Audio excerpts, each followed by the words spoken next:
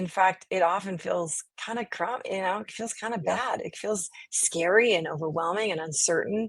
And if you're living a life where you're, pushing your growth edge, you're often going to feel not on stable ground, Yeah. you know? Um, and That's that's a good thing, not a bad thing. right. That's fascinating. That how do we have to move into a way in which gets us in medicine spiraling upward rather than downward, because we tend to fall into that downward spiral so often with the challenges that medicine brings. Um, we need to find a way to support people into an upward spiral and to get us there. Well, I mean, the medicine to me is that they're also like so interesting because you also are having to deal with people's resistance to change. So much Yeah. of what you deal with as a physician, I mean, you do your work as a physician. Like you're, Jeff, you're a surgeon. You go in there, you do your work, you do your job.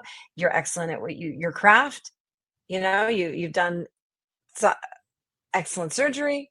Okay, if you could just walk away and be like, "Yep, they're done. It's awesome, all done." That's not it, though.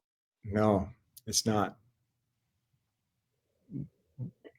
Who I don't, perhaps needs to amend how they live their life or needs to amend, do rehab or needs to do stretching regimen or needs to do, change their diet and their Yeah. exercise routine or whatever it is. And okay, now we're like hitting a whole, we hit the wall of awful. Yeah. 'Cause people don't want to do that. That's the stuff they're like, yeah, no, no thanks. Right.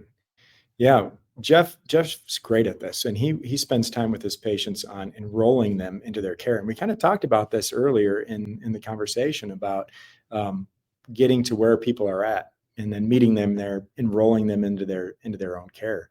Jeff's brilliant at that.